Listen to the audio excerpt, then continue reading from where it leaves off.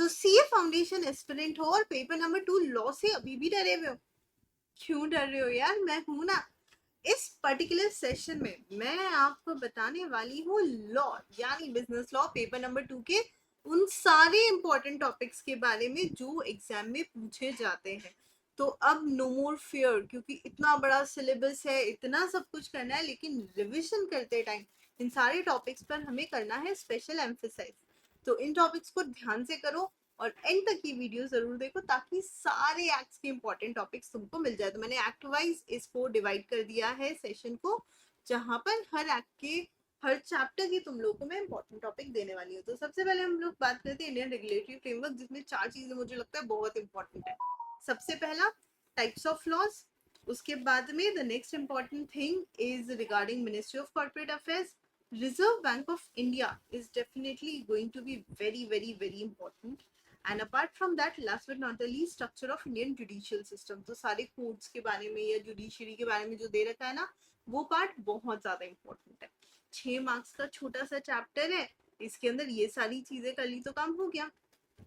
Indian contract act को लेकर मेरे पास सबसे ज्यादा डाउट्स आते हैं कि मैम यार ये बता दो ये कैसे करें हम लोग, क्योंकि इतना बड़ा एक्ट है, 6 यूनिट्स है और 6 में से ना सॉरी 9 यूनिट्स है और 9 में से ना सिर्फ 2 या 3 यूनिट्स थोड़े से छोटे हैं, बाकी तो 6 यूनिट्स तो बहुत ज्यादा बड़े हैं, है ना। तो इसमें से हमें ऐसी कौन कौन सी चीजें जो बिल्कुल नहीं छोड़नी चाहिए। तो सबसे पहली चीज यहाँ पर है टाइप्स ऑफ कॉन्ट्रैक्ट, जिसको आपको बिल्कुल भी नहीं छोड़ना चाहिए, इंपॉर्टेंट है। देन ऑफर्स के टाइप्स कितने हैं वो अच्छे से देख लीजिएगा। Then how offer is different from invitation to offer, revocation of offer and acceptance. So ये जो है mode of revocation of offer तक, ये वाला आपका शुरुआत का बेसिक बेसिक में सब कुछ कवर हो जाएगा, ये बहुत ध्यान से देखना है।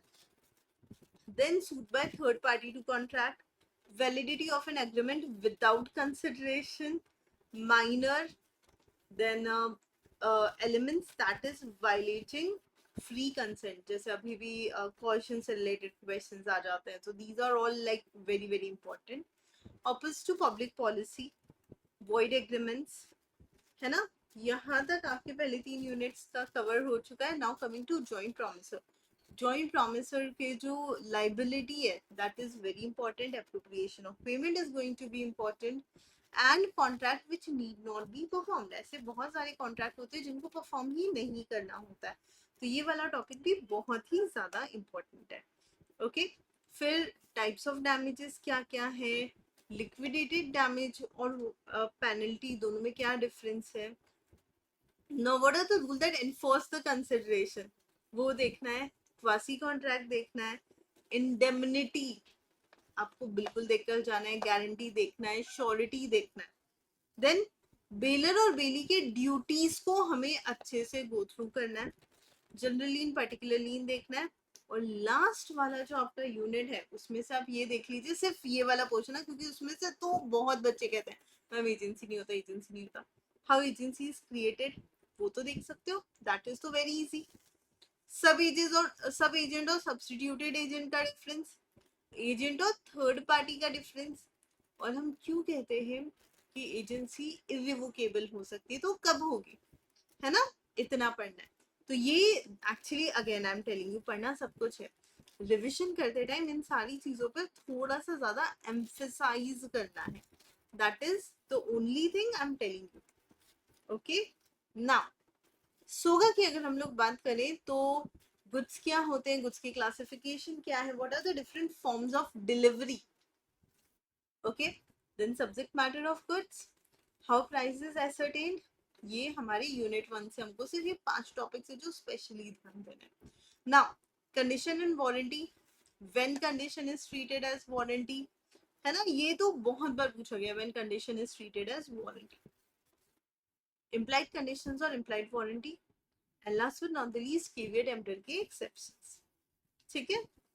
अब यूनिट 3 लोग कहते हैं बहुत लेंदी है, लेकिन उसमें से देखो कितने कम टॉपिक्स है जो करने हैं। सबसे पहले appropriation of goods, good Saint on return और अप्रूवल बेसिस, इतनी बार आ चुका है कि ये तो भाई बहुत इंपॉर्टेंट है। Then again transfer of title by non owners, ये भी बहुत बहुत बहुत इंपॉर्टेंट है।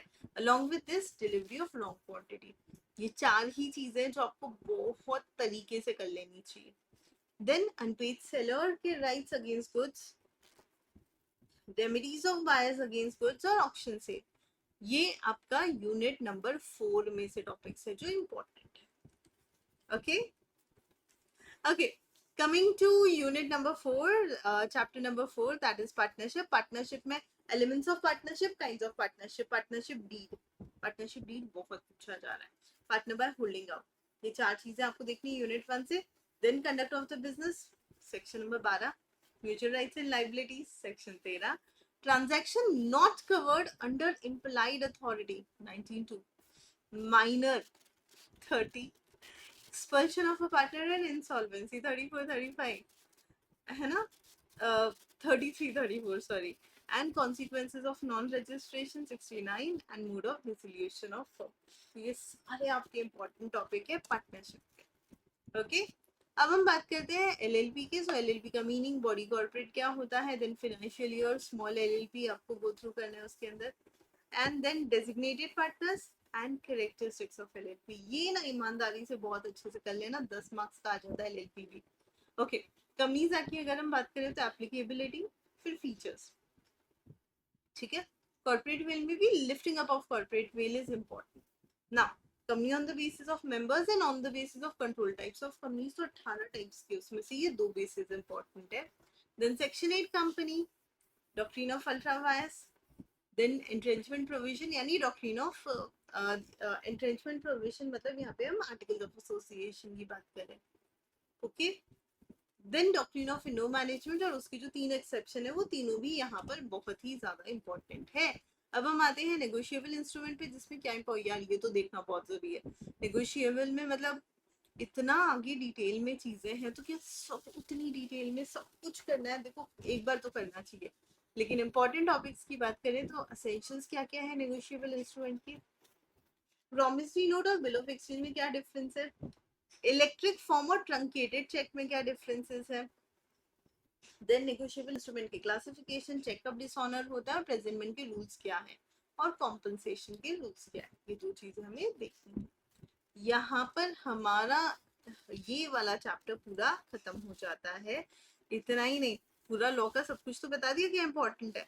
तो ये वीडियो जो है ना, ये सेव करके रख लो, ताकि तुम लोगों को बहुत काम में आएगा। जब जितनी बार भी लॉ पढ़ने बैठो उसको एक बार गो थ्रू कर लेना। तो जो भी पर्टिकुलर एक्ट कर रहे हो, उस एक्ट का इंपॉर्टेंट टॉपिक्स देखकर जरूर रिवाइज करना, तो तुम्हारा अपने आप उस चीज पर ध्यान स्पेशल जाएगा कि यार ये तो बहुत ज्यादा इंपॉर्टेंट है, ये तो डबल कर लेता हूँ, ट्रिपल कर लेता हूँ, है ना, उस तरीके से कर लेना। चलो, thank you so much guys, take care of yourselves, bye bye. और हाँ, अगर स्ट्रक्चर तरीके से हम लोगों से पढ़ना है तो भाई इधर उधर भटकने की जरूरत नहीं है, सीधा अड्डा की वेबसाइट पे जाइए, सीए फाउंडेशन सर्च कीजिए और सब्सक्रिप्शन आज ही ले लो। महापैक का सब्सक्रिप्शन लोगे तो लाइव और रिकॉर्डेड पुराने बैच की, करंट बैच की सब मिलेगी। और महापैक प्रो मिलोगे तो महापैक प्रो लोगे तो वहां पर आपको बुक्स मिलेगी, टेस्ट मिलेंगे और भी बहुत सारे बेनिफिट्स मिलेंगे। तो ऑल द बेस्ट।